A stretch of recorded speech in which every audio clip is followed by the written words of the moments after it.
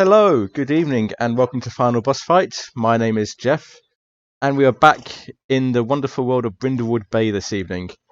I am joined by the ever intrepid Murder Maven Mystery Club. Stanza, remind us who you're playing. I'm playing Myrtle. I'm not sure what are the details to recap. That's absolutely fine, yep. Richard, who are you playing? I am playing Livia Fox, socialite, difficult woman, drinks a lot. Sarah, who are you playing? I'm playing Rose Peel, who has been about for as long as she could. Anyone can remember in Brindlewood Bay. She's retired librarian, always equipped with wool and wisdom. And last but by no means least, Robin, who are you playing? Birdie Drop, who likes hitting people frying pans. You got to hit some of the frying pan last time, so yeah. Yep. Happy. And hopefully it'll keep happening. Yep.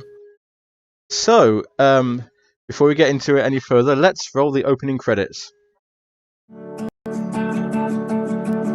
It's a beautiful day in Brindlewood Bay. The Murder Mavens are on the case, solving mysteries, we're serving up cake, and it's a beautiful day in Brindlewood Bay.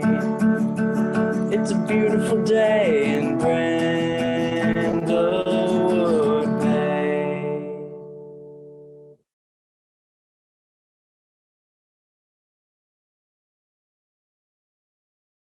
It is a beautiful day in Brindlewood Bay. It's a very special day in Brindlewood Bay because the Grand Britain Bakery Show has come to town. For the last week or so, the inhabitants of Brindlewood Bay have been frantically trying to impress the judges with the auditions, showing their skills or lack of same at baking cakes, pies, pastries, anything they can. And now we've come to the finals, and our four Murder Mavens have reached the finals. Livia Fox, Myrtle McCrum, Birdie Drop, and Rose Peel. You have all managed to somehow managed to reach the finals. As we open at the beginning of the program. You are all in the Grand Britain Bakery Show, the famous tent. The judges, Paul Riviera and Jane Leaf, are there ready to see what you're capable of. The presenters, Sue Mellon and Timothy Bouche, are there just wrapping up their introductions to camera, saying how great it is to be here, how they're really looking forward to seeing what you have to show. There are a few other contestants, you're not the only ones. There is a Scott Lamb, a contestant who talks about his wonderful life in Brindlewood Bay, except you've never seen him around before. This is the first time you've ever seen him. Also here is Melanie Blair, who you have seen. She's lived in Brindlewood Bay all her life. She tends to keep to herself pretty much. You know that she learned to bake from her parents. She used to own the Sweet Sensations Bakery before it went out of business. But she's here as well, trying to one last gasp, one last way to show that she still got it. Establishing question for you. The Grand Britain Bakery Show is connected to one of your favourite memories. What memory is that?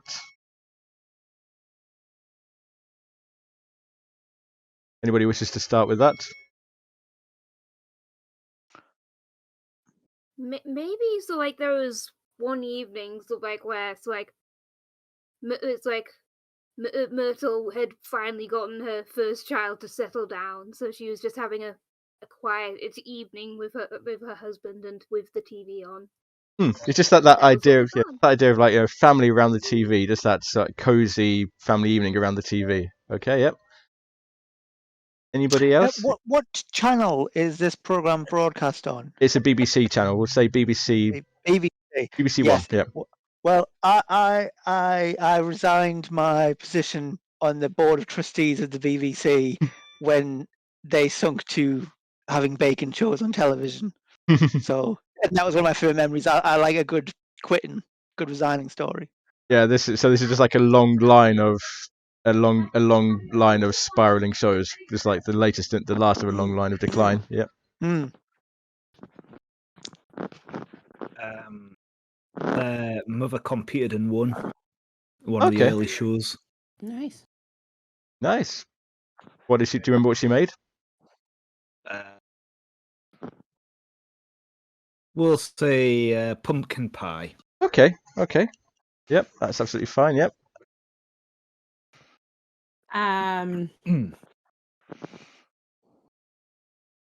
Rose is just a really massive fan of Paul Riviera, thinks his bread is impressive, and has always dreamed about competing on this show. So it's not so much as a memory, just lots of happy memories of sitting watching it and thinking, isn't he nice? Isn't that bread good? Hasn't it risen well? Doesn't it make a nice sound when he pops the bottom of it? Well, thank you very much. Well, now is your chance to impress Paul Riviera and Jane Leaf, the notoriously strict judges. So filming is ready to go. The presenters are just wrapped up their introductions, welcoming everybody, and the townspeople have come round, surrounding the tents, to watch, because I know everybody loves a good show. Everybody around here, most people around here love the Grand Britain Bakery show, and everybody wants to meet celebrities. So there's a good gathering around watching the filming. And so we begin with the opening round of the competition, which is pies. So I will start with Rose. What pie are you making? It is going to be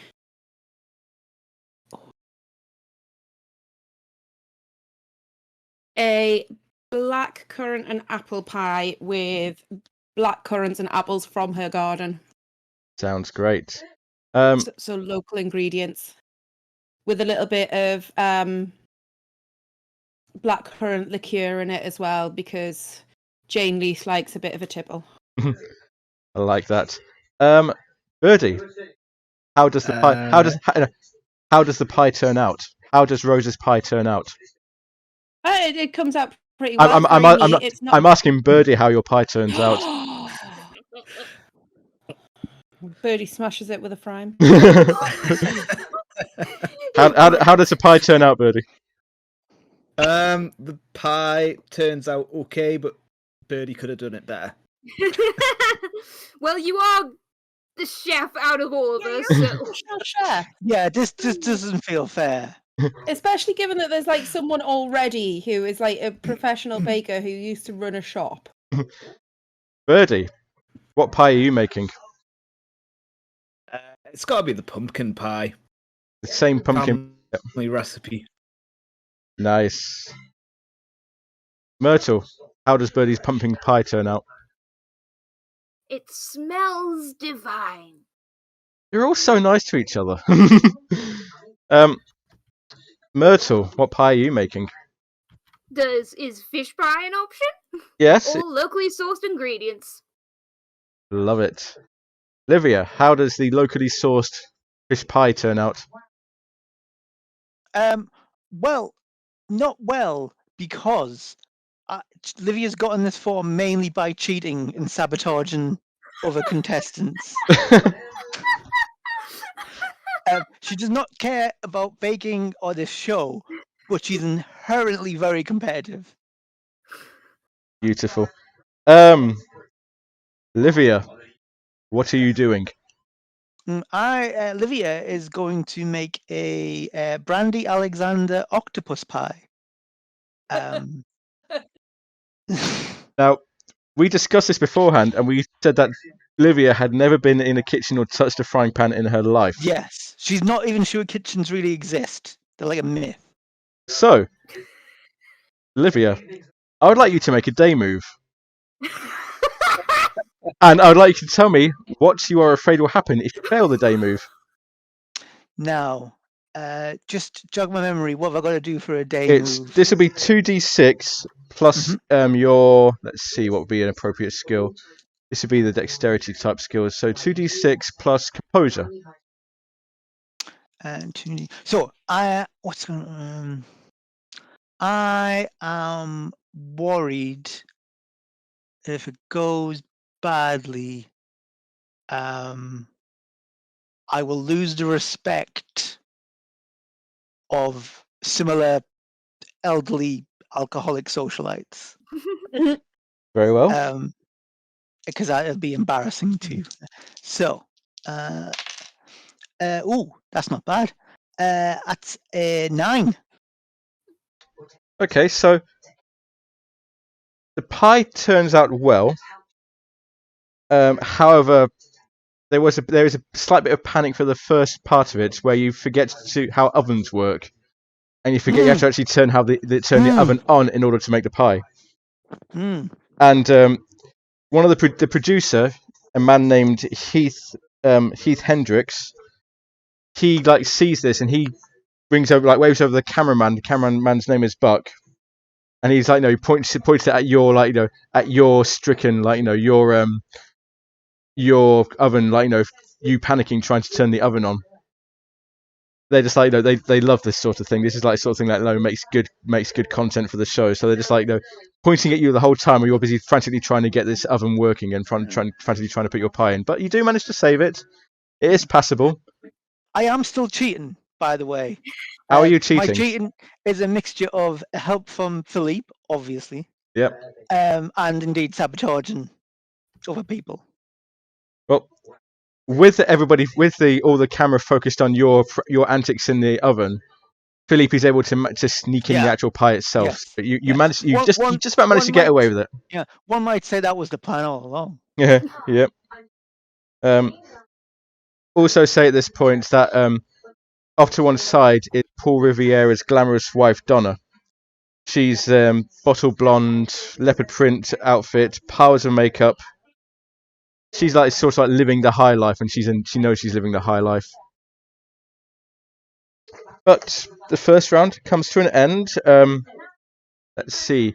Birdie, Paul Riviera comes along, and he gives you one of the coveted Paul Riviera shoulder rubs when he sees your effort. Sadly, the other contestants don't do as well.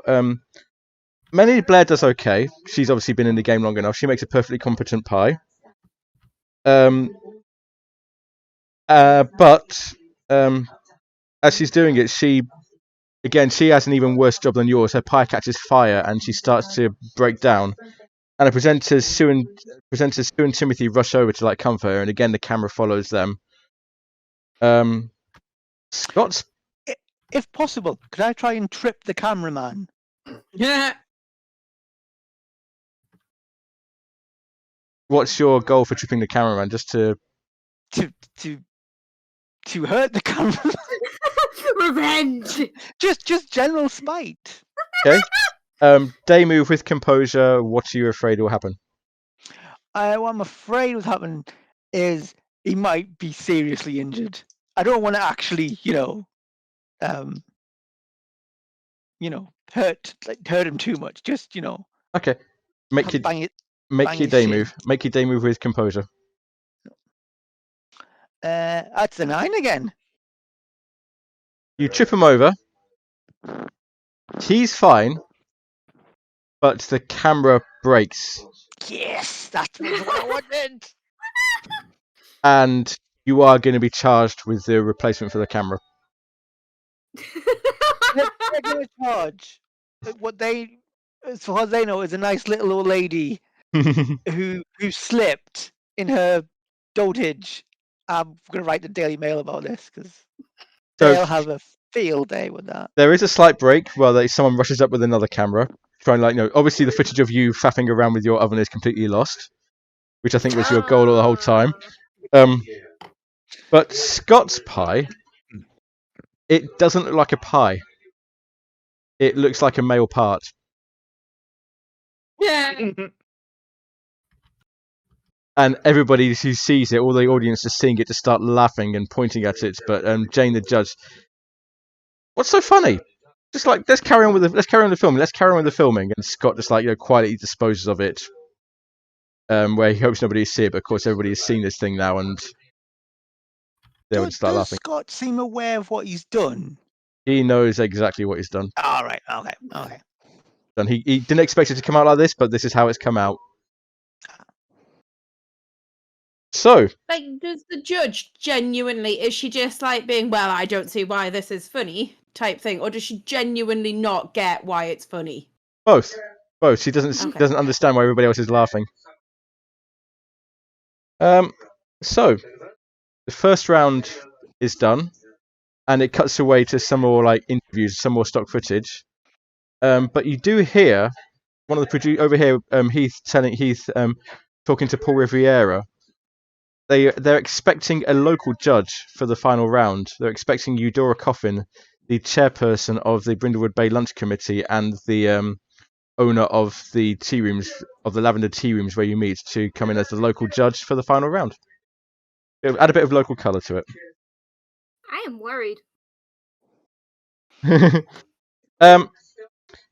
So during the break in filming, Heath comes over to you with Buck in tow, with his brand new shiny new camera, and he sits you down like for interviews. So questions like asking like Birdie. We'll start with Birdie. Who do you think is your biggest competition here? Biggest competition. Who would be I the would biggest probably- rival here?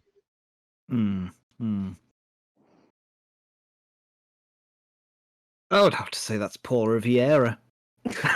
Your biggest rival is the judge. Okay, that's an interesting one. Mrs. Peel, Rose. Which judge intimidates you more, Paul Riviera or Jane? Paul Riviera, but not for. He's just so beautiful. He's very intimidating because of that. I really do feel that Jane Leith and I could be friends. She'd be quite welcome to join our group. Myrtle, what are you planning for the final? Any things you can, any hints or tips, any hints you can give us as to what's coming at your final?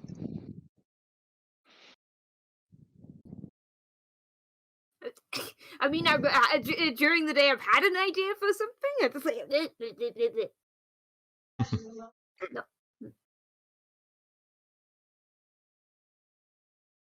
What about keep Anyway. Philippe away from your kitchen area?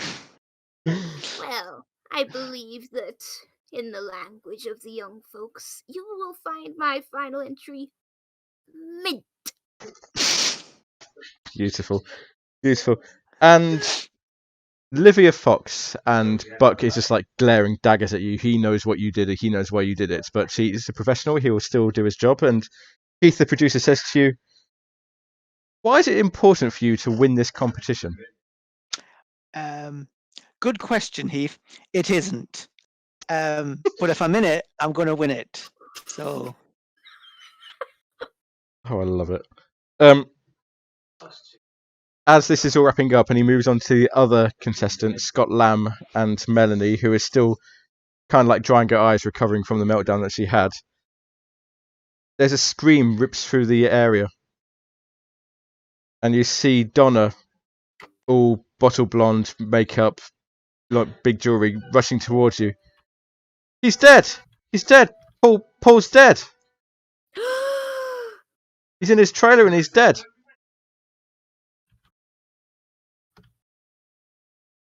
Mavens assemble! Is there a doctor amongst us? Well, this does, of course, like cause a bit of a kerfuffle, and the police are brought in. The police are there already, like keeping guard, and it's your old friend, Detective Inspector Dalrymple, and with him is Dr. Morgan Stern, the forensics pathologist, local forensic pathologist. And they waste no time getting to work, like cordoning off the area, making sure all those who were in the filming don't leave. Dr. Stern goes to Paul Riviera's trailer to examine the body, and Dalrymple comes to you and says, I might have guessed it would be you lot here. Well, yes, come on, sit down and have a cup of tea with us. You getting the toothbrush right in at the back? Well,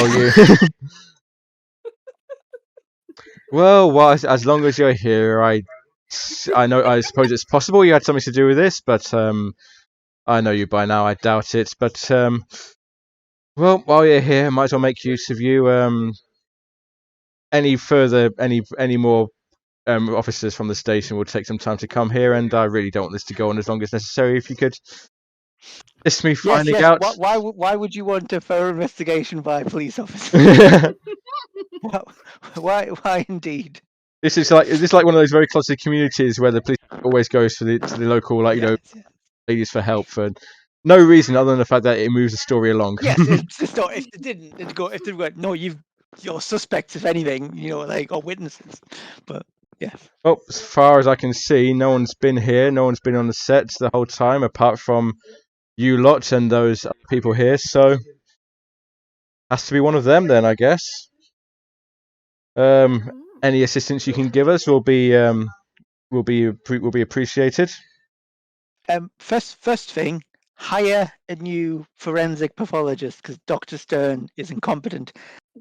After you've done that, no offense, a bit of offense, you should resign.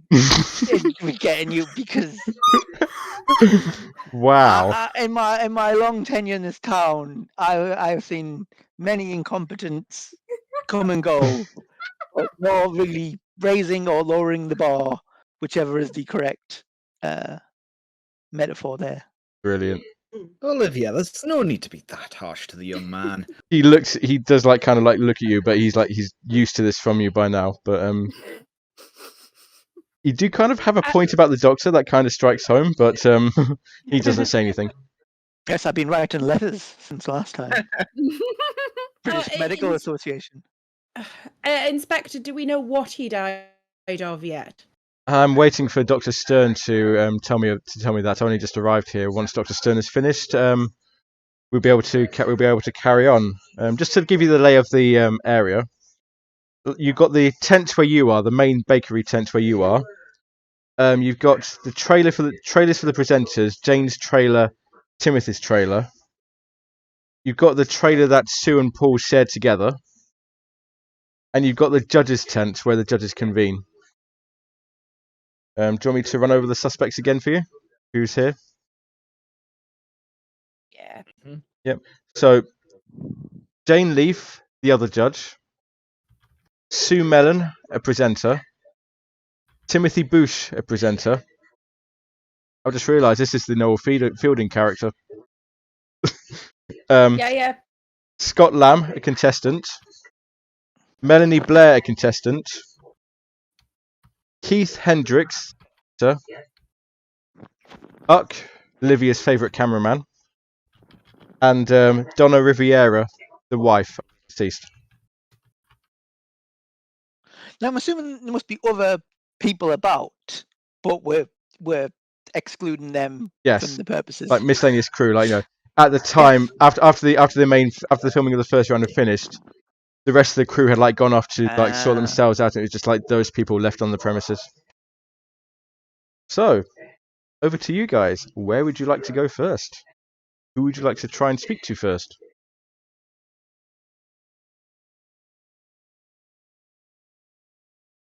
Donna Riviera, I think. So you're going to where the body was found and try and find Donna. Donna is being comforted by Sue, and so she is sitting over there. It's drying her eyes, and makeup is running down her face a bit. What do you wish to say? Or do you wish to split Do you wish to split up again? Some of that, and some of you do something else. I'm trying to. I mean, I suppose we could go and see the body. Would be the other. That would be where I would be going. So I feel I shouldn't go to the doctor because I'm just going to insult him. It's a fair chance I'm going to insult Donna as well. Let's be honest, but I think I'll stay with Donna. Okay, so and Myrtle, what would you like to do? I mean, I wasn't entirely sure who's going where, so I'm happy to keep teams even. Okay, so we're saying Livia and Rose go to interview Donna and possibly Sue because she's there as well. Myrtle and Birdie go to the trailer to see the to see the body. Mhm. Ooh. We'll start with Myrtle and Birdie then. You head over to the trailer where Donna and Riviera were, where the body was found, and you do find Dr. Stern inside the trailer. You see Paul Riviera's body collapsed on the ground. You do see as well Paul's hands are covered with flour. Hmm. And it looks like they were tied behind his back with rather fancy nylon cord. And his face is also covered with flour. And Hmm. Dr. Stern is just like finishing up his initial examination. And he looks around and he goes, "Oh, it's you two again. Well, I suppose Dalrymple has already spoken to you about investigating. Well, as you can see, this is the body. This is how he's found. This is how the wife found him. Splayed out on the floor. Body hasn't been moved. What do you think was the cause of death, Dr. Stern? So he is still like notoriously tight-lipped about telling information to people who are not in the police force. So please make me a meddling move with your reason, with your presence. So how do I do this again? 2d6 plus your presence. That's a 10. Yeah. 10. That gives you your clue. He says, "Oh well, I don't see any harm in telling you, really. Look at this," and he bends down to where Paul's face is. He's lying down on his front, but his head is turned to the side, and his face is covered with flour. But you can see his tongue is swollen and black, and his lips are swollen and black. And Dr. Stern says, "I believe this man was poisoned," Mm. and that's the first clue for you. Do you know what he was poisoned with, potentially? I would need to carry out further tests back at the lab, but I can't say for certain right now. There are many. And Effect. my good man, what would you say was with all the flour? Looks like he's been shoved in a pot of it or something. Was there any flour elsewhere in the room?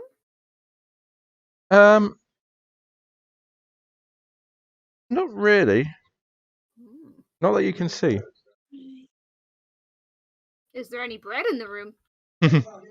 Sadly not, no. The room is entirely bread free. Do you wish to search the room to see if there's anything else in here? I would like to, yeah. Myrtle, can you make me a presence, please? Roll with presence. Meddling move with presence. That is a 6, so nope. Unless you want to bump it up a bit. You mean with one of the crowns? Yep. This feels relatively low stakes at this point. Okay. You get a 6. So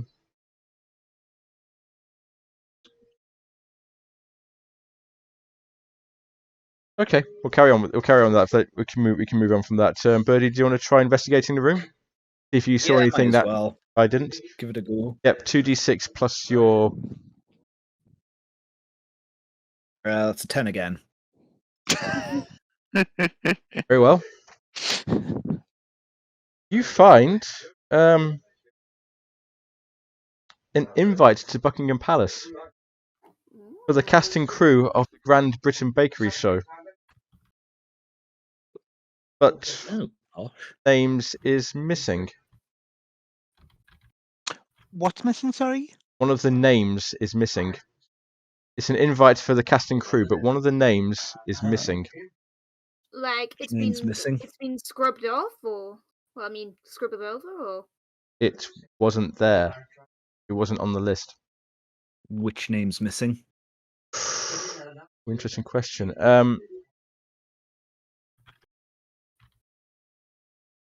It's the producer, Heath. Ooh. Is that Heath or Keith? Heath. Heath. All right. Heath. H. Heath. Oh, Heath. As in Ledger. Yeah.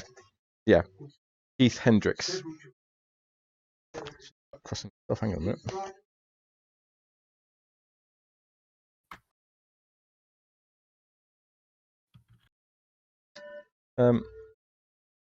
With that, we shall move over for now to Livia and Rose as you are approaching Donna, who is sat there drying her eyes, dabbing with a tissue, and Sue is nearby, like holding her hand, like trying to comfort her.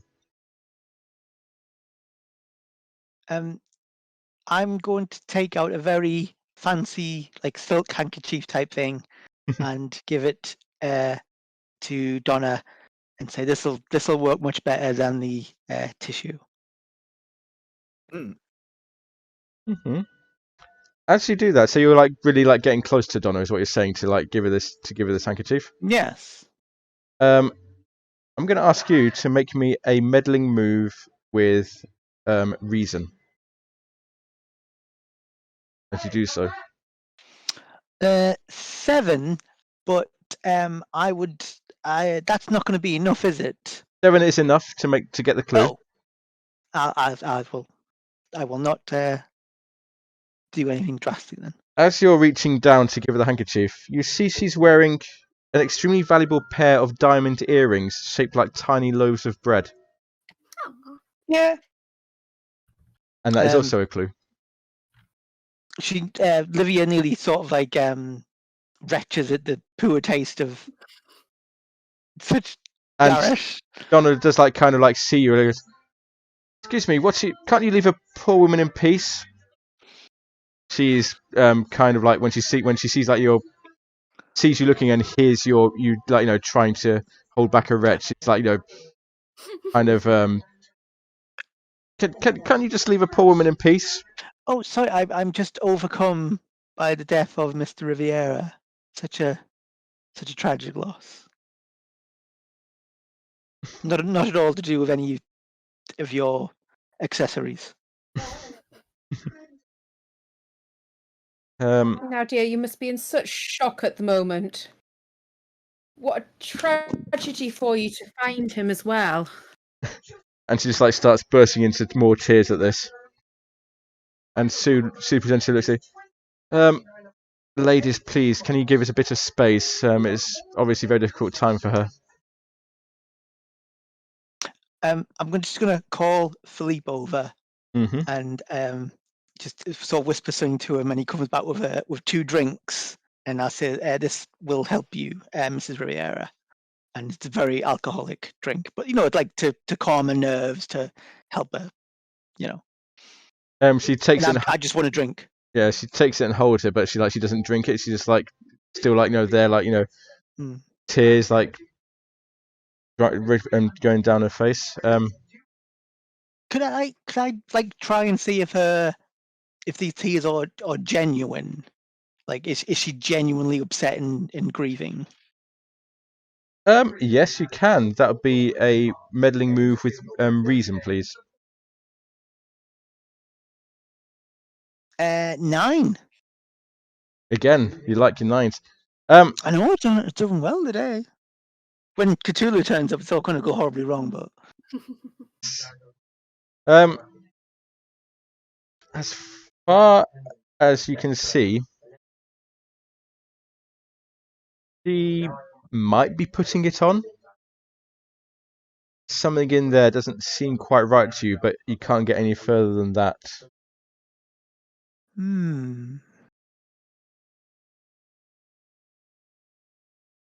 I should say at this point as well, Buck is also there, like trying to comfort her. The cameraman Buck is also there, trying to like comfort her, calm her down. I didn't mention that before. I should have done.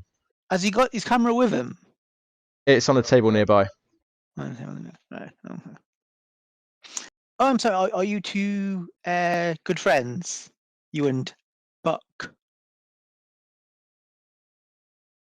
And she just like pulls down her handkerchief and goes, "What are you implying? Now of all times."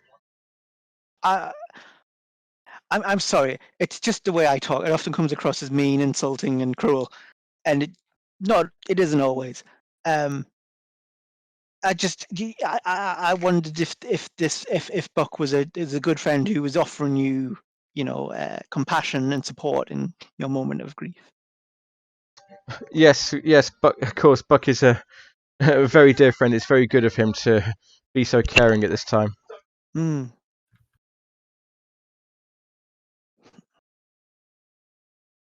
Rose, what are you doing while this is all going on?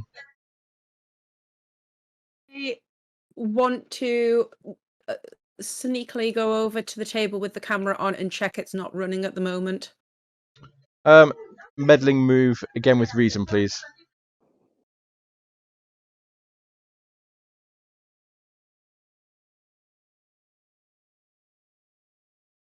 Seven. The camera is not running. However, next to the camera on the table, you find a mobile phone, and it's been left on.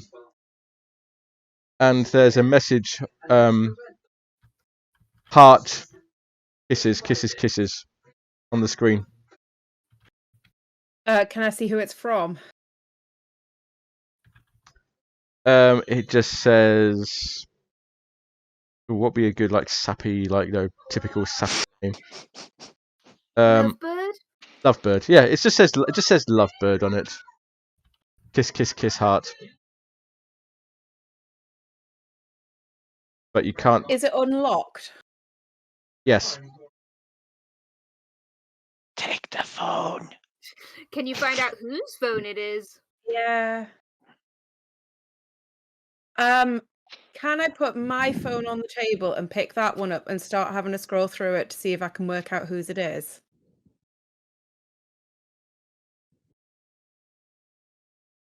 I'm going to ask for a day move. Day move with composure. Again, please tell me what you were afraid will happen if you fail. Someone's going to find out that I was looking at someone else's phone, and they're also going to find out some of the messages on my phone as well, and I won't be able to set another one up, and it's just going to be very difficult for me. Wow. Go on then. To have no phone. 2d6 plus your composure. Oh. 8, 9. So, yes, you managed to get away with it. You managed to switch your phone. However, you can't be sure that nobody saw you. Okay. Can't be sure that nobody saw you. I'm going to give you a condition. And it's going to be... I was going to say nervous. You're nervous that someone saw you do it. Cool. But you do manage to, as far as you can tell, get his phone, put your phone down there. And again, please make me a meddling move with reason. To actually investigate the phone. A meddling move with reason. Yes. 11. Very nice. You find another message. Also from this Lovebird person. In fact, you find several messages from this Lovebird person, but one of them strikes you. Seems to be asking for help of a financial nature. The message was to Lovebird rather than from Lovebird. Okay. And just I'm desperate to say something here, but I wouldn't know, so I'm going to keep my mouth shut. Does it say what the money that he needs is for? I know you're saying it's for a financial nature. Got an 11. It just seems to be he has a problem. He has some sort of debt he needs to repay. It sounds like we've definitely established that this is Buck's.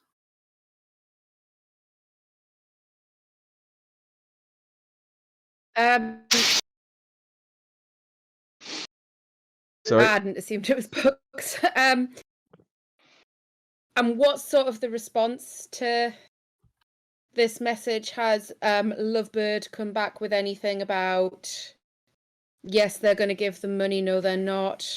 You don't really find any sort of reply to that. Okay.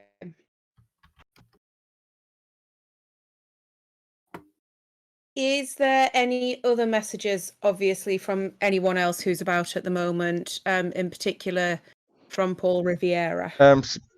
Usual messages from Paul Riviera, very like almost professional sort of messages. Like, what time can you be here? Make sure you look good for the cameras. Fairly like, professional sort of clinical sort of stuff. Hang on. Make sure you look good for the cameras. Yeah. Right. Yeah, we never established it was Paul's phone. It was Buck's phone. I guess it was just a contextual guess from being next to the camera.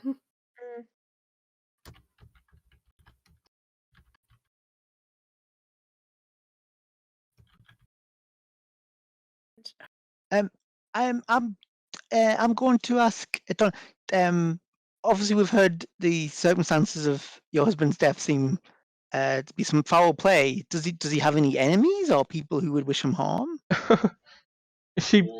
He doesn't have an enemy in the world. I mean, sure, he can be strict. Sure, he's driven people to tears before now, but it's all in the show. They knew what they were signing up for. It couldn't be anybody. Are you actually trying to get some information out of her? Yes, I'm trying to judge her reaction and indeed Buck's reaction as well. That'll be a meddling move with presence. 7. Can I use one of these crown things to really like bump that up? Yes, you can. Yes. Because yeah. So let's have a look.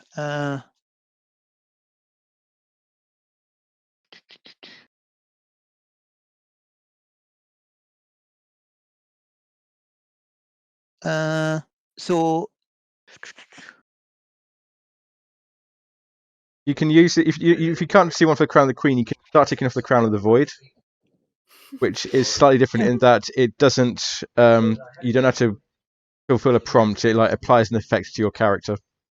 I know that seems a bad thing. I'm gonna say like I'll have a flashback. She'll be one of my sorry, a flashback showing how I am an imperfect mother. Mm-hmm. Now, Livia does not have any children, but so that's neutral. But she has many memories of shouting, scolding, generally telling off children for very minor offences everywhere.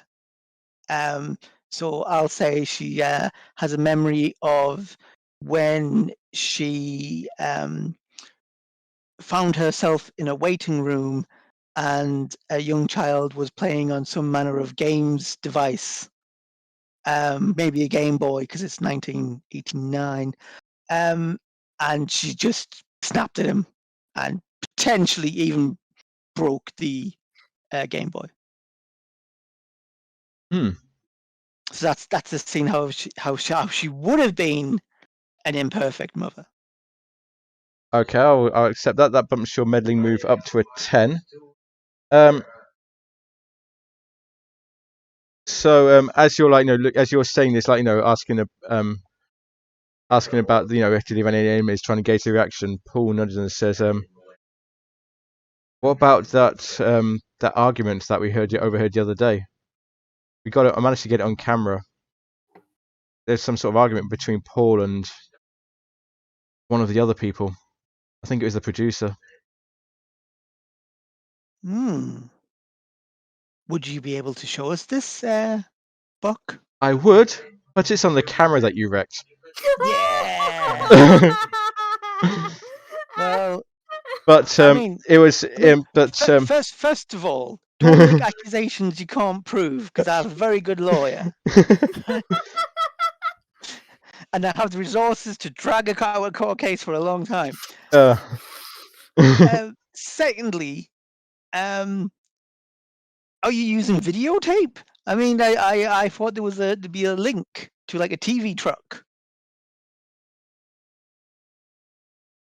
Ooh, that's a good. I mean, I think it's fair enough for you just No, to say, no, there gonna, isn't. yeah, I'm gonna say no. I'm gonna say no. There isn't. No, there isn't. Yeah, it might be like, oh, we had poor reception Yeah, here, so we were using yeah. like, you know. Kind of out in the middle of nowhere. I'm gonna say that. Yeah, thank you. But at this, Donna says, yeah, there seemed to be some sort of something tense between Paul and Heath. I don't know what it was about. I don't know what it's about, but they had lots of arguments. Maybe we should speak to Heath. I am also sort of bearing in mind that these two are my other main suspects. So, like, you know, they might be going, oh, yeah, tons of arguments. And it was all recorded on that thing that no longer exists. Is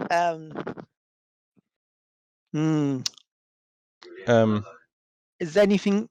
I suppose I haven't really asked this Sue person anything. No, you haven't. How was Sue looking?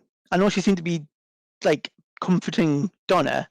She's trying to appear strong for Donna. But if yeah, she's trying to appear strong for Donna, but she seems to have her Inside, she's breaking. Yeah, or no, she seems to have her own opinions on the matter, especially when the tense about the relationship between Paul and Heath came up. She seems like, you know, something in her seemed to tense. How was your relationship with Heath, Sue? He was hard. He was a hard taskmaster. He had this persona he put on in front of the cameras, but really he could be very Heath, demanding. Not Paul. Oh, Heath. Sorry, forgive me. Just to see if your relationship is good, or Heath, you know, he's just a stormy producer type, you know. Keith is irritable. He takes on a lot. He's a perfectionist. He wants everything to be perfect, and he puts in the effort to be perfect, which is admirable. But it does leave him irritable. He seems to be more irritable and angry of late, though. And you say he's a perfectionist, wants to be perfect, and he works on this show. Right.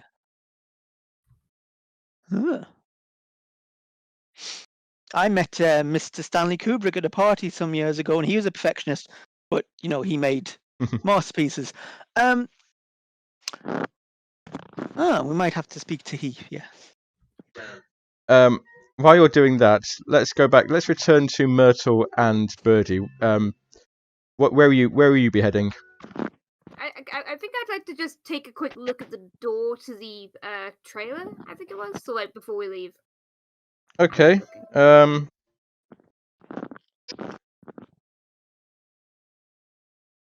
Okay. Yeah. Meddling.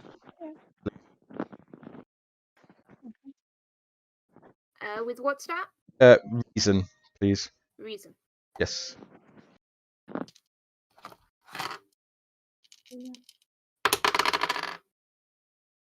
Oh, jeez.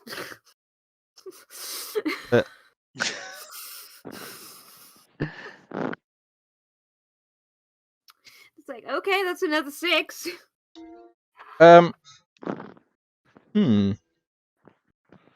You go to the door. You open the door to examine it. You don't see anything on the door, but on the other side of the tent, you can see where the locals are gathered. And just for a moment, you see a row of people wearing black cloaks and stone masks. Then you blink, and then they're back. Then you blink, and they're gone. It's just the townsfolk there. That is not a clue to the mystery, though. I will say that is not a clue to the mystery. Well, should we meet back? I'm gonna give you a condition for that. I'm gonna give you unnerved for that, actually.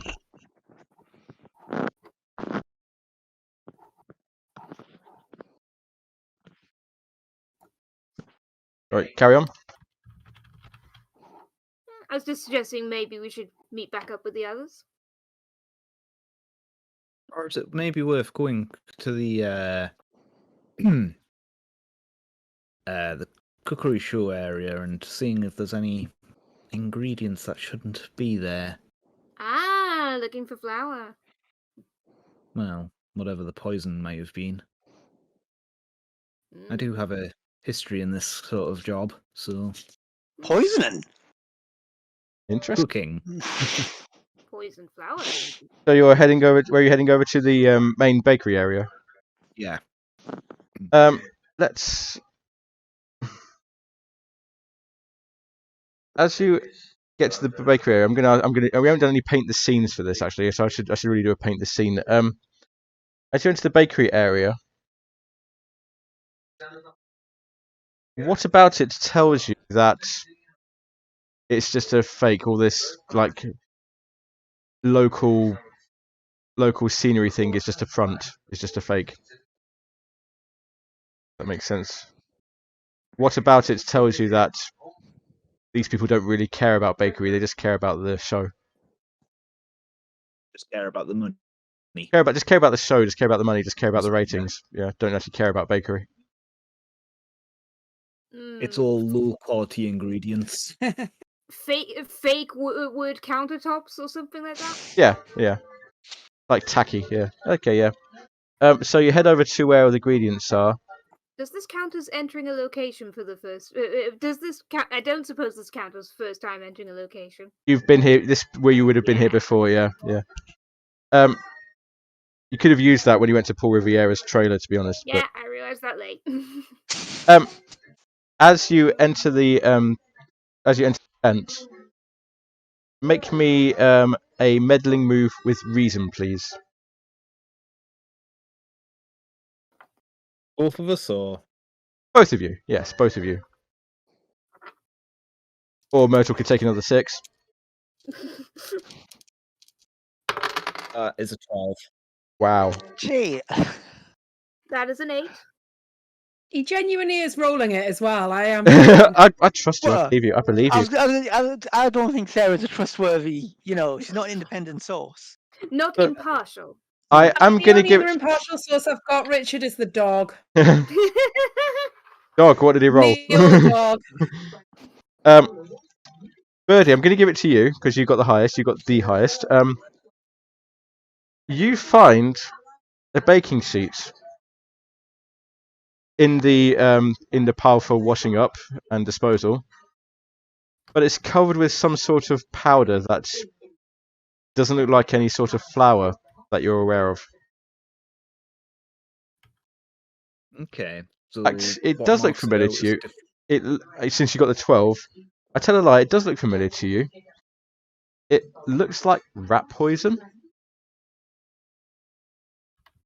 Ooh, nasty. Wow. You And definitely know it's. Go on. as you look at the baking sheet, because you now get the bonus thing for it. This is not a clue. This is the other side of thing. You look at it, and for a moment, it looks like there's a swarm of insects covering it, digging away at what little crumbs are left. Absolutely covered with a swarm of insects, and then that's gone as well. Just for a moment. For a moment, and then that's gone as well. Can you make me a? I'm going to ask you for a night move actually with that one. So, roll with composure, but tell me what you were afraid will happen.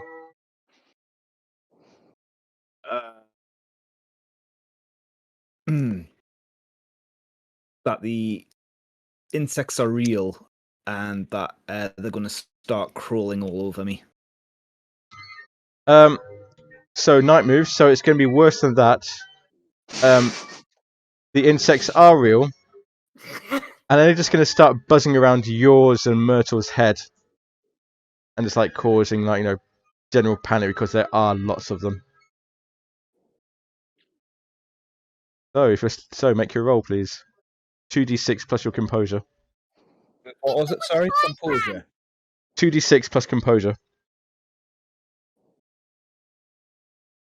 That is an 11. Nice. Yeah, swat him. Yep. You look again. Yeah, I start swatting at them with this frying pan that I've got. Bring out the frying pan. They weren't there. They never existed. They weren't there. That only would have been true if you'd failed the roll. We've lost a stanza. We've lost a Myrtle. Come back. Well, you know what old people like with technology. Why have we lost a? And I'm shrieking while I do the swatting about. Welcome back. From the insects. Yep. It was so bad it wrecked your Discord. Yeah, but you like swat around with the pan, but then you look again and nothing there. Nothing there. Ooh. Myrtle, did you just see any insects a moment ago? Yes. Not sure what that's about. I mean, I assume I saw them.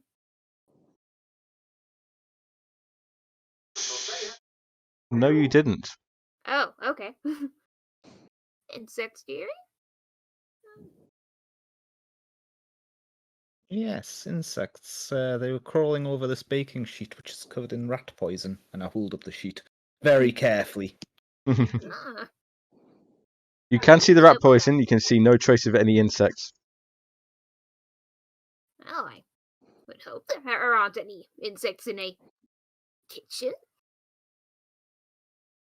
Oh, so would Is I. that what's concerning Myrtle? The insects rather than the, I the rat I poison. don't really know how to react to this. just like there are insects, just Yeah, like. it must be my imagination, dear. Yes, might need to sit down for a moment. I'm more worried about this poison we've discovered. It does I seem think like it would be it might be- important. It is at this time that Heath Hendricks comes back into the tent, and he starts clapping his hands. He says, "Right, everybody. We've discussed the matter. We've come to a decision. We feel we should carry on with the filming. So, if contestants, please take your places." Yet we don't. Not yet, we don't. We've found something that's quite concerning. Out, go on, out. And I start brandishing my frying pan. Oh wow! I'm gonna have to ask you for a day move for that one. Day move with vitality with that one actually. So what are you afraid will happen if you fail? I'm going to clonk him on the head and seriously hurt him. Okay, make me your roll.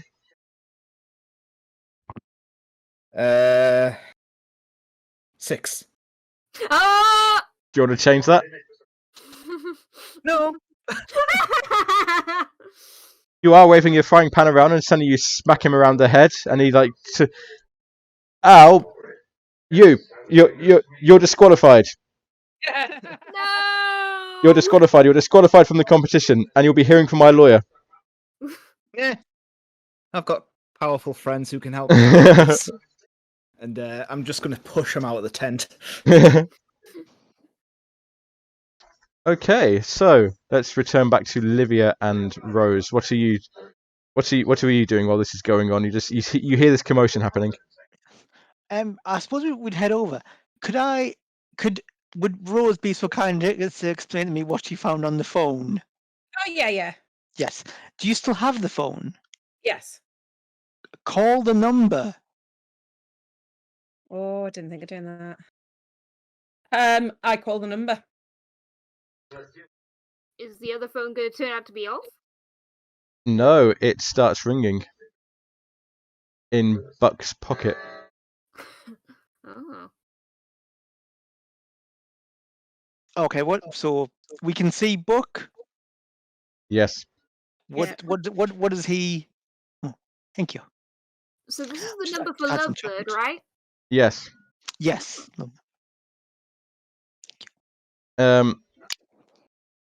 He takes out his phone and he looks at his phone, and then he looks over at the table where he thought the phone was. does he look at anyone like? What I'm trying to does he look at the person? You know, he'd look at the phone and go, "Oh, like if it was Sue's phone, he might look at her and be like, "Why are you calling me?" No, because he knows where the phone that is calling him should be because he put his camera down next to it. This book's cleverer than I gave him credit for. So he looks and he sees that the phone next to the camera is not the phone that he thought it was. He doesn't know whose phone it is, and he starts looking around trying to see who's trying to ring him. Rose, what are you doing? I've moved away. I've headed back in the direction of the tent. Okay, do you continue ringing or do you shut off? Do you shut it off? I shut it off. Okay, as phone I'm walking away. stops ringing, and So he can't obviously see. Like, it's not obvious that it's me who's ringing him, and that's I'm the one who's got absolutely the fine. phone. Yep, that's absolutely fine. Yep. But I'm also going to turn the phone onto silent and like turn off any vibrator or anything like that. Just in case he tries ringing it back, that's absolutely fine. Yep. He looks confused. The phone stops ringing, and he pulls himself together because obviously no one's supposed to know about what this is. So he puts it in his pocket and continues, comforting Donna. I like that actually. That's quite a good. That's quite a good idea.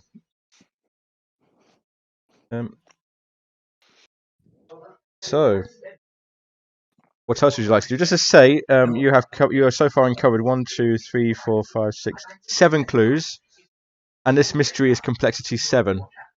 So at the moment you're at +0 for theorize. Well, assuming the theory with all the clues incorporated. I want to go and find Jane Leith. Okay. If I can.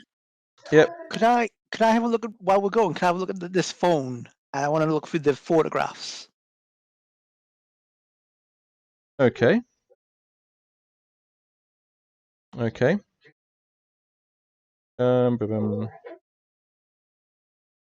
Yes, you may look through the photographs. Make me a meddling move with reason. Meddling. That would be 7. But again, I'm. Can I use another crown? Can if you want to. That's up to you. You'll run them down quickly though. But yes, you can do. I mean, I'm quite happy. This seems like a good one.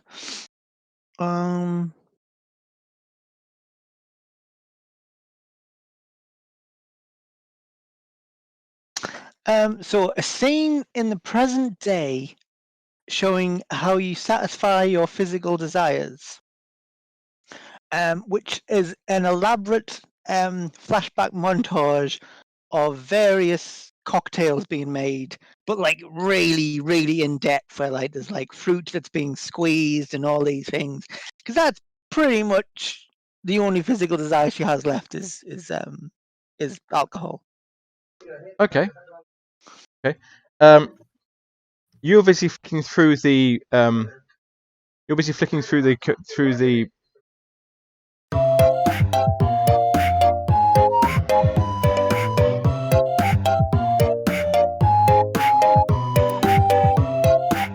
It should be back. Sorry about that. Technical problems. Anyway, Livia, you were looking through the phone to see what photos there are. Mm-hmm. You find photos of, as you may have suspected, Donna and Buck. But one of the photos catches your eye. It's a photo of plane tickets to somewhere far away. Is it like somewhere that might not have an extradition treaty with the United Kingdom? I don't quite see how you know that. She has reason to know about extradition treaties. But in that case, yes, somewhere far away, somewhere exotic, somewhere where somebody could disappear. And that is a clue. and I'm going to share this with Rose. I mean, she does seem like the number one suspect, doesn't she? Or Hmm. they find. So, like, and she found the body. Yes. We're heading back over to our compatriots, aren't we? Yeah, I wanted to go and try and talk to Jane Leith first, Hmm. possible. Is that the other judge? Yes. Yes. Jane Leith is in the judge's tent. And again, I give you the same question for paint this scene. The judge's tent is like normally decorated to look like a quaint cottage somewhere in the English countryside. But what tells you that these people have never seen a quaint English cottage? It's really tacky and really gaudy. Like all the colours are massively wrong. Everything's quite flimsy, which is kind of what you'd expect from a set, but like really, really flimsy. Like makes Doctor Who in the 1960s and 70s and 80s look like they were really robust sets. Yeah. I won't have that for a start, but we'll come back to that. I will not have criticism of the Doctor Who sets, but It's not a criticism, it's just fact. They're awesome, but they are like made out of cardboard, Richard. Or made of quarries. Well, all right, if you push a quarry, nothing happens to that, but they're the very cheap ones that look like they break all the time. And Jane Leith is there, but she's like sorting through her notes and papers for the upcoming final round. Bloody hell, they're committed to this show. Just like the show must go on. They just lost one judge to poisoning, and they're still thinking we should carry on. Ms. Leith, how are you finding it? It must be tough to be carrying on. I'd heard they wanted us back on set soon. I'm trying to sort through Paul's notes, and he was disorganized. There's like no rhyme or reason to this whatsoever. I never thought it was like this. I thought he was always on top of everything. I mean, it's a shame. Of all the complicated cake business. It's a damn shame, of course. Thank you. So, is there any method to how he works? Does he keep sort of notes over the whole series, or just as each individual episode? I mean, are these just the ones from today? Your guess is as good as mine. He just like shoves you a load of sheaf of papers at you and goes like, look, this is all. I don't even know when this is. None of this is dated. I mean, I'm expecting just says, cake, good, tick, cake, bad, cake, dry. Although, as she like holds this sheaf out in front of you, can you make me a meddling move with reason? Will just be Rose, or should I do this as well? Rose, I'll ask Rose for it. Yeah.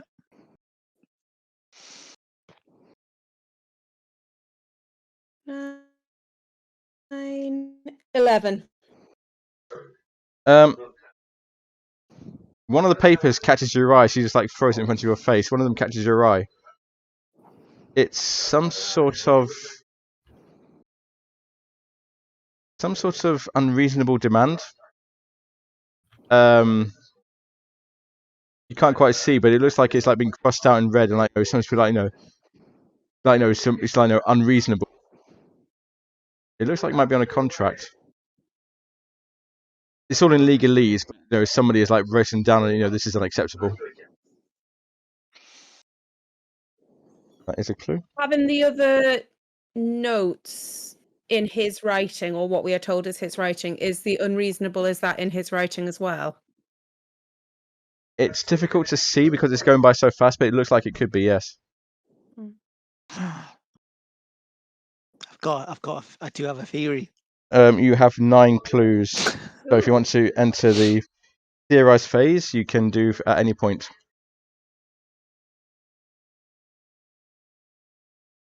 Can I ask you, Ms. Leith, do you know if he was just working on this project at the moment, or did he have other things in the frying pan, as far as you're aware? I glare at you when you say, right, He had lots of things going on. He had this show, he had another show, he had a cookbook in the works, he had a tour lined up. He had lots of stuff going on. He wasn't able to dedicate it to any one thing.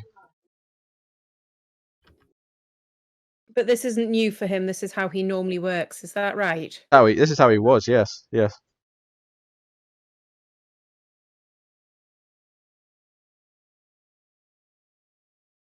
And did he always bring what's his wife called? Donna. Did he always bring Donna onto set with him? Did they always travel together? Oh yeah, they went everywhere together, keeping up appearances. Why keeping up appearances? Bear with me one moment. Yep.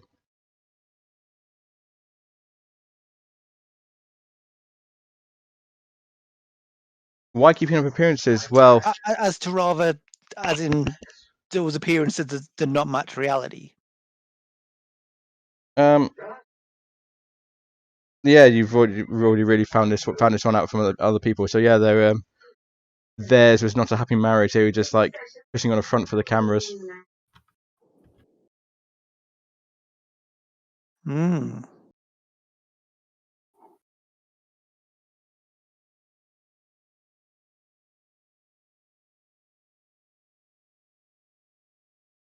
I think I've got everything that I want to from. Mhm. Shall we theorize? Okay. Would you like me to run down the clues that you have? Yes, that would be very helpful. In no particular order. A baking sheet sprinkled with rat poison. A text message of someone professing their love, which you now believe to be Donna towards Buck, or Buck towards Donna, between Buck and Donna. An unreasonable contractual demand. A Buckingham Palace invite to the cast and crew of the Grand Britain Bakery show, with Heath's name crossed off. Extremely valuable diamond earrings shaped like tiny loaves of bread. A plea for financial help, again you believe from Donna to Buck. A pair of plane tickets to somewhere far away. Talk of a very tense off-camera relationship. Paul's body has signs of him being poisoned.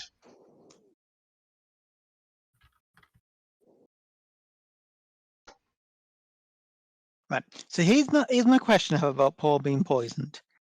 His hands were tied behind his back. Mm-hmm. Now, one of the things when you poison people is it's a secret. So you present them with something to eat or drink, them not knowing it's poison. Why would you need to tie them up for that? Maybe Also it say- was something. Maybe they wanted to feed him poison bread, and they thought it poetic. Also say, along with the hands tied behind his back, his face was covered in flour as well. Yeah. So do you think they're like force fit, pushed his head into a bowl of bread being mixed up? I don't know how you make bread. I'm assuming there's a bowl involved somewhere. And then held him in, made him eat it, and he died. Seems a bit much, but because I think obviously the unreasonable demand in the contract is divorce, and someone's not happy with one side of it. Seems like it's Paul's not happy. Maybe Donna wants more money, and he's like, nah, I'm gonna fight this. Yeah, So my first question is why it was that Donna was in need of money. She's got these diamond earrings, I mean, my only idea is that it's maybe something about maybe it was her bread all along. Well, she was the real baking genius in the. I mean, the earrings, the thing is, they could be fake. Good point. Because I'm just thinking, although I got a very good written for all he's worth. Yeah. But it's if he's gonna fight the divorce, and then if she kills him, she'll just get everything. One would assume. So that's a common motive in these sort of things, I think. So what else we got? Any ideas on Heath? What he was up to? I mean, maybe that's just a side thing that was going on. That he was just that it was nothing more than sort of like a dissatisfied professional, sort of like who was left out of the prestige of his work. Like, I think these things can be very like you can get like directors and producers who are absolute horrible people, like in pursuit of getting a good show, in pursuit of, you know, again, I don't quite understand why you'd bring that to Bake Off, but like that is indeed a thing that you get with people. What else we got? So plane tickets, that would explain if Buck and Donna are gonna Scarpa do with the money. Yeah, do a flit as soon as possible. The diamond era. And then Buckingham Palace. I've did the Queen poison him? Is that The Queen is not a suspect in our investigation. The Queen has got a cast iron alibi. what of being dead or like that was meant to be insensitive. I mean, like I was saying that it's like because she has actually passed away, or is it that like she was busy at the time? Because I'm quite happy roping the monarchy into this somehow. I'm pretty sure that whatever the case, everyone who with eyes on the royal family know where she was, and she was nowhere near Bake Off at this point. Could Heath have murdered him for the ratings? For like everyone's gonna watch Bake Off if I like that idea. if so then let's say right, you've got Buck and Donna, they don't like him. Heath and Paul don't get along, arguing. Sort of like, let's make this the biggest show ever. Go out with a bang. Yeah, murder him. We all make lots of money because I bet Paul's cookbooks or whatever are gonna flying off the shelves. Could Paul have been trying to? I know we don't have any clues for this, but could he have been trying to basically oust Heath? Well, I thought inferred from the absence from the invite.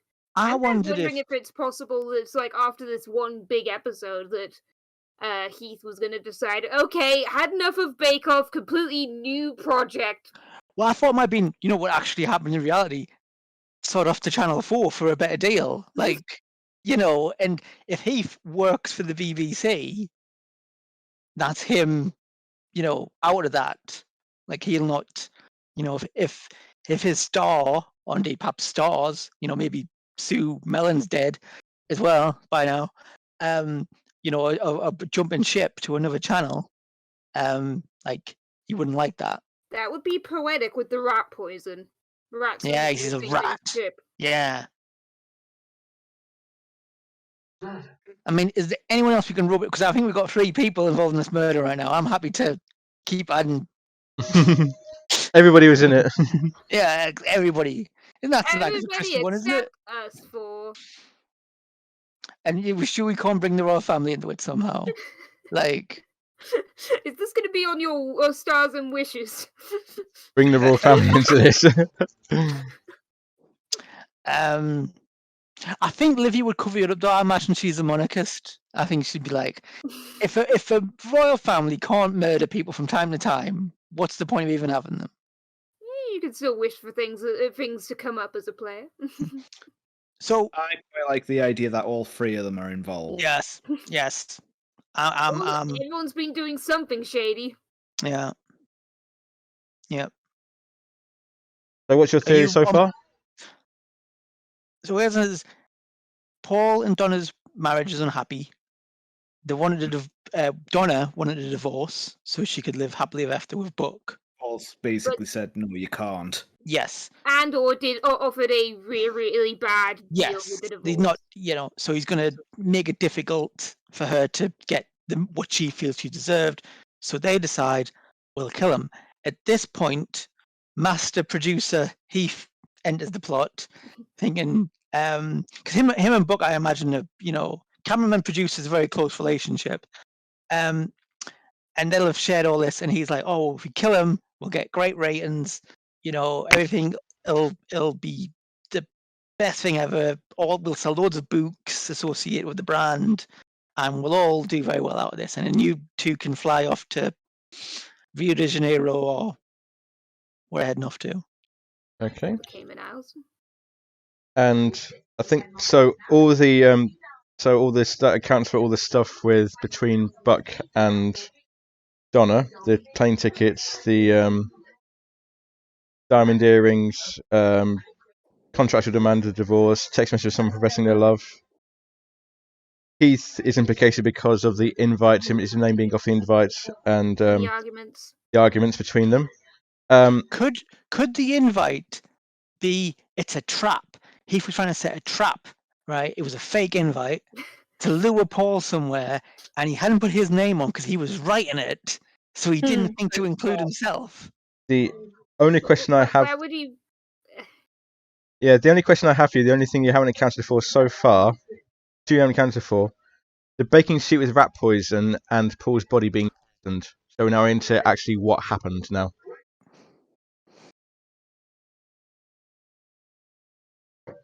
Oh. Well, he was tied up, obviously, so... I think they rubbed his face over the baking sheet. Where was the flour on his hands, though? What was it? Definitely flour. Well, Say yes. I know that's how it was described, but is that Birdie with no flour. yeah? Well, he was flour on him, was it? Pardon? It was flour on his face and hands, was it? Yes. right. So he's making his bread. Right. They've put some poison in. Like Birdie, he's like, "Hang on, this is rat poison. I'm not having this. I'll die." At which point, Donna and Buck, are hanging back to enjoy some nice bread when the bread's done, think, right, push him into the bread, into the mix of it, tie him up, and then we'll half suffocate, half poison him in a big bowl of bread mix. And then dispose of the bread. Yes. Because that wasn't on the scene. He kind of rubs the poison in his face. Yeah. Yeah, because he's like, I'm getting involved in this. Oh. This is cathartic! I think that accounts for everything then. So that's 9 clues. Complexity is 7, so you are now at +2. So if one of you would like to make 2d6 +2, and we'll see what the real outcome is. I did it last time, so someone else can do it this time. It's fine, you've had all the luck so far. I'm very happy to do it if that's okay with everyone. Okay. I don't trust my dice tonight. Oh dear. What was it? Well, I rolled a 1 and a 2. Oh! 5. 5. So can I use a crown for this? this is where everybody has to use a crown. If they want to bump it to the next level, everybody has to use a crown. Yeah.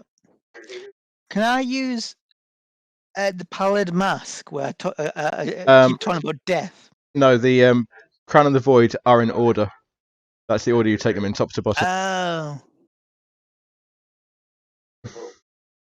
Oh god, yeah, I'll have that. That sounds fun. Shadow in the garden. Yeah. So Livy has started on the crown of the void. The corruption has started. I think Livy's already corrupt in many ways. Cool. So There are different kinds of corruption. Yeah. I mean, you can be an oil baron, but that doesn't mean you're down with Cthulhu. Myrtle, what one are you going for? Sorry, I was speaking over you. Was that to me? Yes. What crown are you going for? Because everybody has to put on a crown for this one. Oh, okay.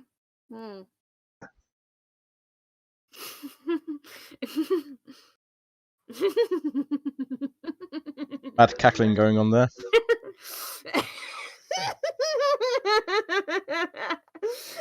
My brain is just like cheesy romance tropes. Go. Okay. Because there is a burgeoning romance option for the crown of the queen. You going for that one?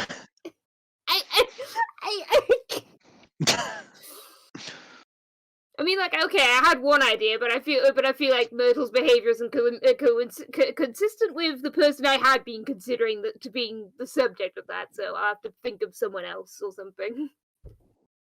We can come back to you if you want more time for it.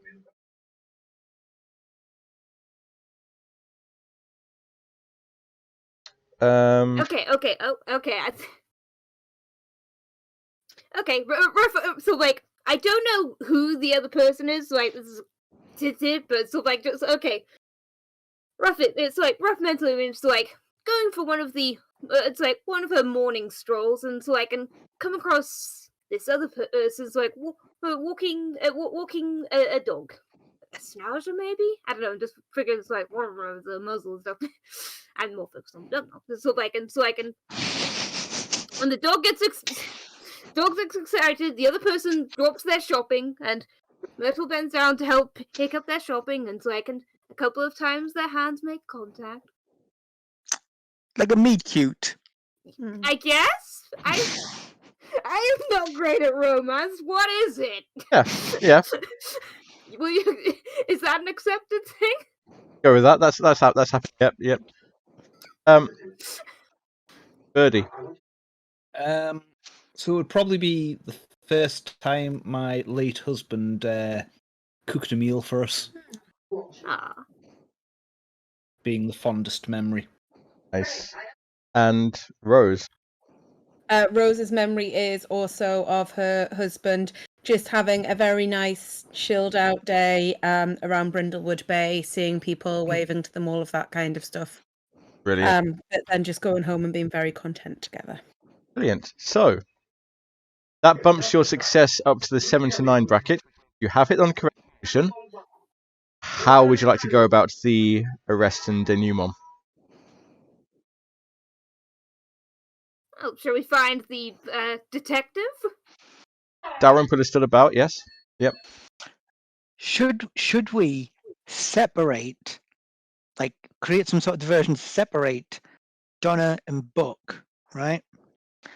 And then we call Buck someone doing an excellent impersonation of Donna, like spot on, flawless, and basically talk them into like confessing, and then like outlining what they did, and then when that happens, like then everyone pounces, like the police run out, and it's like you've confessed on phone. Okay. You're trying to engineer a confession between Donna and Buck, is what you're saying. Yes. And what about Heath? Birdie's going to come kind of chasing him with the frying pan still, like shouting, how dare you disqualify me? Well, can I also double up with you so I can like open just trying the to door? round him up with all the others. Oh, I was gonna suggest to like open the door to like maybe either an empty trailer maybe, so I just like beckon him to take shelter there and then shut him in. Well, the thing about the 7 to 9 roll is you have it on the correct solution, but there's a complication. Could he have had the rat poison in his trailer and we found that? But he's nowhere to be seen. Heath, you can't find Heath. That's correct. You don't see Heath. Seems to have disappeared, and you do hit upon the idea. The confession between Buck and Donna goes as you say, and they are both promptly arrested. But Heath is nowhere to be seen, and you do try Heath's trailer, and you do find the bag of rat poison. You also find Heath dead on the floor, on his back, with his left eye carved out. Oh. And that's where we end it. Dun dun dun. It's very dramatic. To finish up, we finish up with the last round. Now that everything's the culprits have been taken care of, obviously more crew required. To film the last, they're dead set on getting this last round in. The show must go on. Show must go on. Eudora Coffin does come. Is there? She's been there for quite a while. She's been waiting for the final round, and let's see. Funnily enough, it is Livia who wins. Yes. Livia who wins the Grand Britain Bakery Show. I'm just imagining that you have like a coat of arms that says "Cheaters always prosper." I'm very much imagining the speech Mr. Burns gives about cheating, and cheating being the gift man gives himself as opposed to the gifts God gave you. I think, that's cheating's just another tactic as far as Olivia is concerned. So there is the smattering of applause from the locals, probably subdued because they kind of know exactly what sort of person you are. But once again, Rose, as you look around them, you can't shake the image of black robes with stone masks. Mm-hmm. And that's where we come to a close. So, stars and wishes time. Let's start with One Winged Angel. What was your stars and wishes?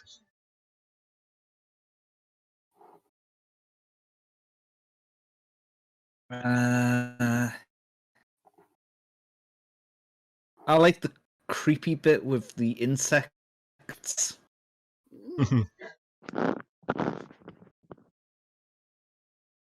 And what would your wish be? And like the confused conversation between Birdie and Myrtle. And what would your wish be for future? Because we are hoping to come back to this in the new year, I would say.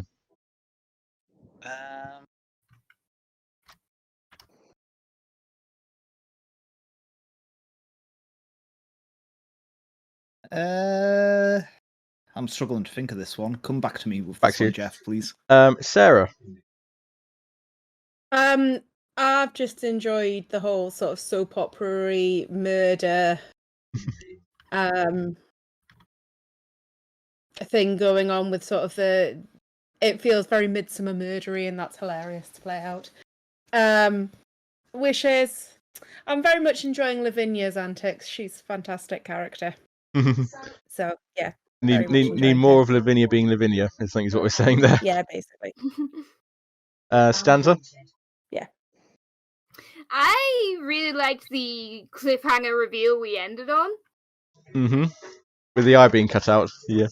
Yeah, just like, oh no, one of our suspects is dead.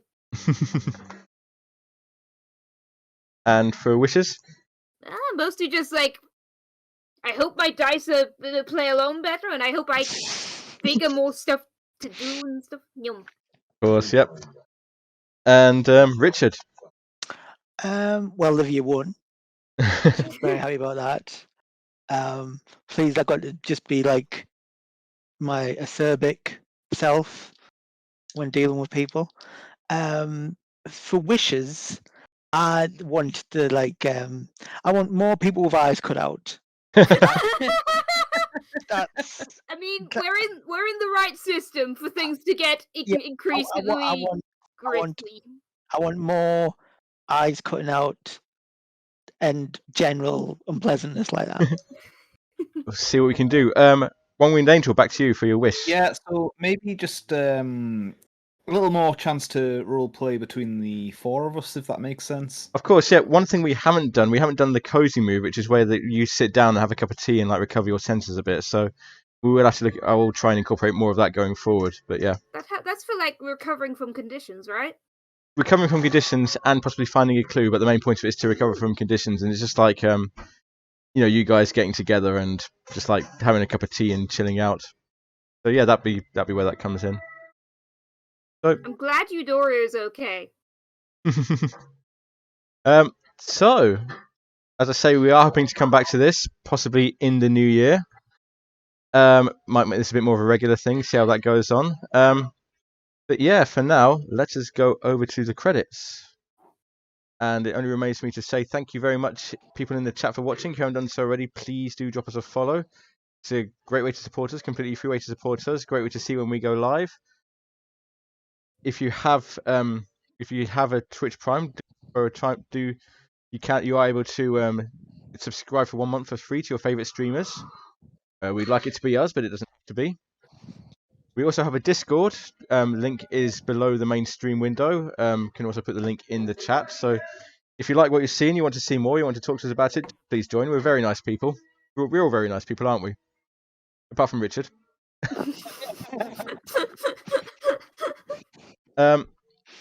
So, upcoming streams we have on on tomorrow evening, John continues with Spider-Man Miles Morales, facing the great enemy of Will the Game Work this time. Tune in for that. Thursday, the Angel Games player is continuing with Genshin Impact because there's a lot of that going around. Friday, I am back in the DM's chair, with presumably the final episode of Princess of the Apocalypse, where the party are now down to their last weapon, their last portal, the last nose to close, and the only thing standing in their way is a very, very nasty-looking beast with some very, very nasty-looking minions. So find out how that goes. On Sunday, we continue with our special Christmas event, Reign of the Whispered One, where we find out a bit more about what happened to the heroes who were supposed to be fighting Vecna, and who are the new heroes who will arise from the ashes. Next Monday, Minecraft Monday, Create Above and Beyond. John and Chris will continue their journey to make things as complicated as possible for themselves. And that is it. Any more streams, please do follow our website, finalbossfight.co.uk, and we will see. Well, John has just said to me that they are nearly in space. Or nearly in space. I don't know why I did that because the camera's off. I'm waving my hand. The camera's off. In the meantime, John has used Guide the Raid, so we shall be raiding into Aravel, who is currently playing. What are you currently playing? Golf with your friends. I don't know if you played Golf with your friends. It's an incredible game of how to end friendships. Yeah. I've not played it, but I've watched a couple of people playing it. Tried a bit, it was painful. We'll send the love over to Aravel. With that, we will speak to you guys very, very soon. Good night, guys. Good night. Bye. Bye. Raiders.